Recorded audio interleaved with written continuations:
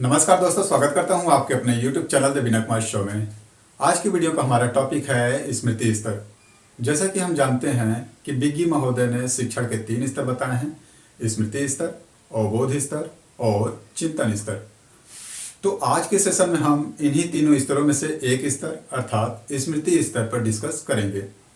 इसके अलावा स्मृति स्तर के प्रतिपादक रहे हर्बर्ट के पंचपदी प्रणाली को भी समझेंगे। तो बिना देर किए आइए शुरू करते हैं यह वीडियो। शिक्षण कक्षा में विभिन्न कार्यों को संपन्न करने की एक व्यवस्था है और जिसका उद्देश्य होता है छात्रों में व्यवहार परिवर्तन करना। और छात्रों में व्यवहार परिवर्तन कैसे होगा? जब उन्हें कक्षा में अधिगम अनुभव दिए जाएंगे तो, अर्थात एक टीचर जो होता है पाठ्य वस्तु के माध्यम से उन्हें अधिगम अनुभव देता है। इस प्रकार हम कह सकते हैं कि पाठ्य वस्तु का एक महत्वपूर्ण रोल होता है। एक टीचर ही होता है जो पाठ्य वस्तु को विचारहीन स्थिति से लेकर विचारपूर्ण स्थिति तक ले जाता है, अर्थात स्मृति स्तर से लेकर अवबोध स्तर तक और अवबोध स्तर से लेकर चिंतन स्तर तक। पहले बच्चे चीज़ों को रटते हैं, फिर उसको समझते हैं और उसके बाद जाकर चिंतन करते हैं, चिंतन मनन करते हैं। तो ये जो स्मृति स्तर है, मेमोरी लेवल जिसे हम कहते हैं, ये एक विचारहीन स्तर है। इसमें तथ्यों को केवल रटने पर बल दिया जाता है।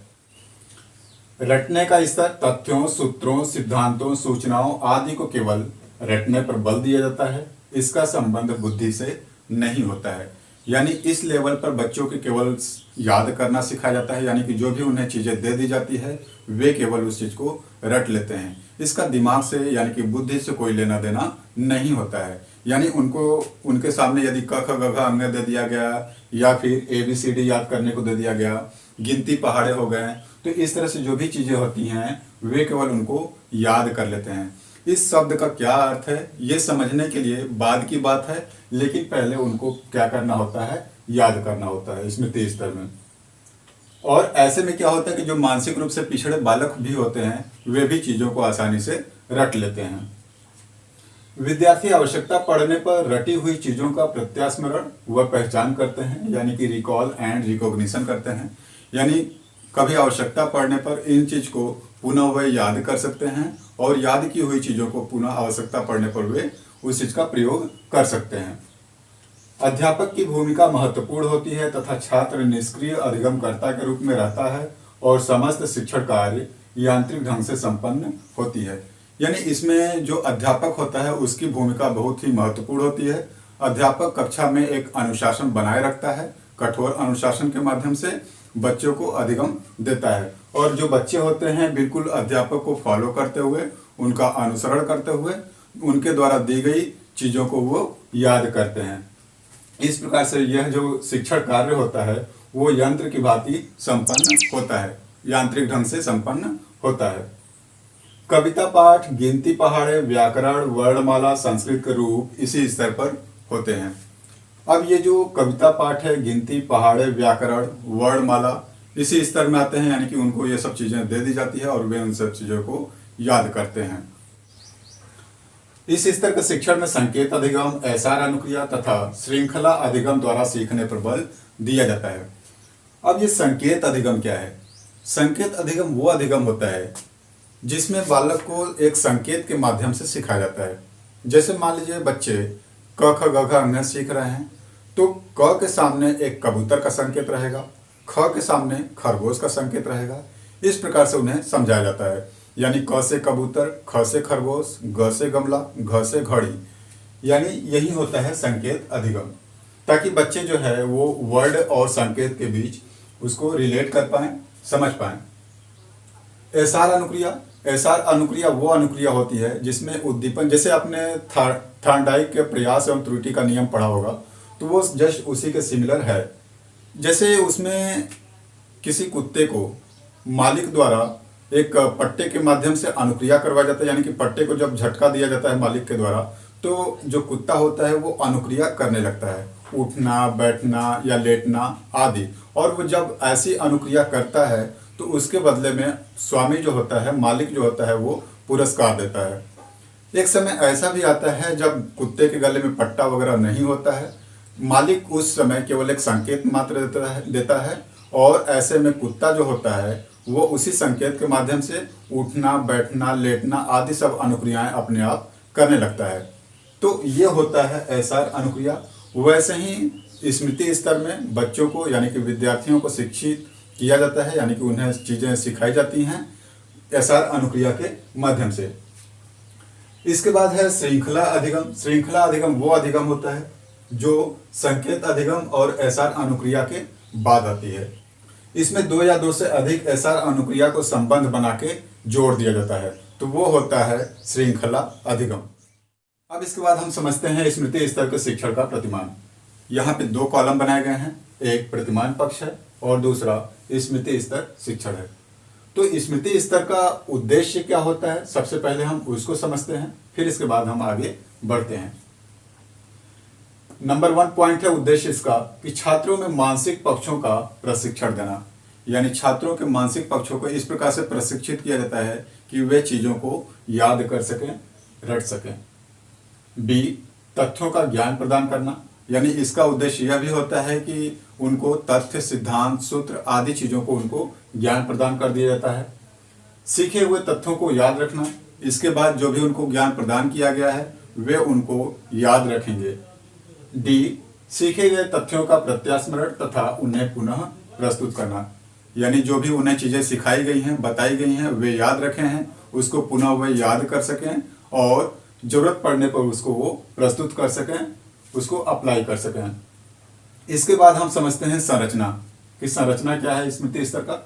तो स्मृति स्तर के शिक्षण को 5 सोपानों में बांटा गया है, जिसे हर्बर्ट की पंचपदी प्रणाली भी कहते हैं। देखिए, एग्जाम के पॉइंट ऑफ व्यू से ये महत्वपूर्ण है कि हर्बर्ट की पंचपदी प्रणाली क्या है या पंचपदी प्रणाली के विकसित करने वाले का नाम क्या है।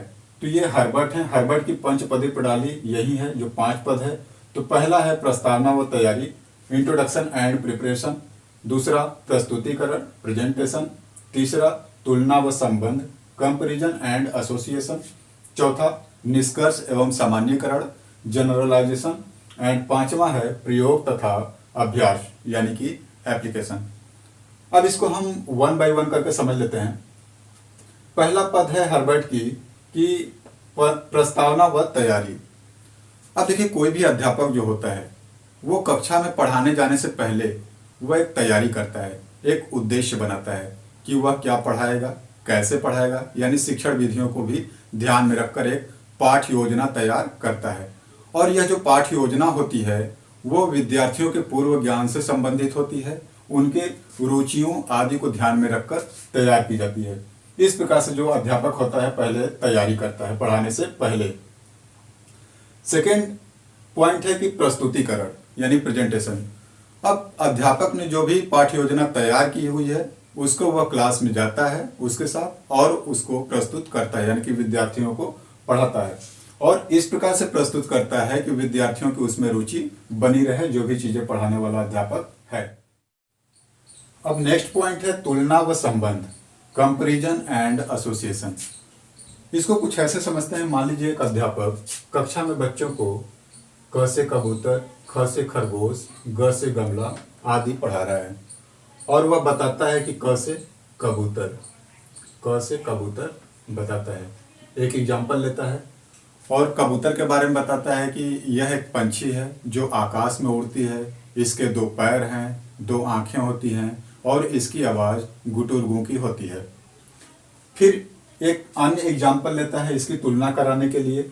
मान लो वो गौरैया का एग्जाम्पल लेता है, गौरैया, और वह गौरैया के बारे में भी बताता है कि यह भी एक पंछी है जो आकाश में उड़ती है, इसकी भी 2 आँखें हैं, 2 पैर होते हैं, लेकिन इसकी आवाज़ ची ची की होती है। इस प्रकार से अध्यापक यहाँ पे तुलना व संबंध कराता है। नेक्स्ट पॉइंट है निष्कर्ष एवं सामान्यीकरण, जनरलाइजेशन।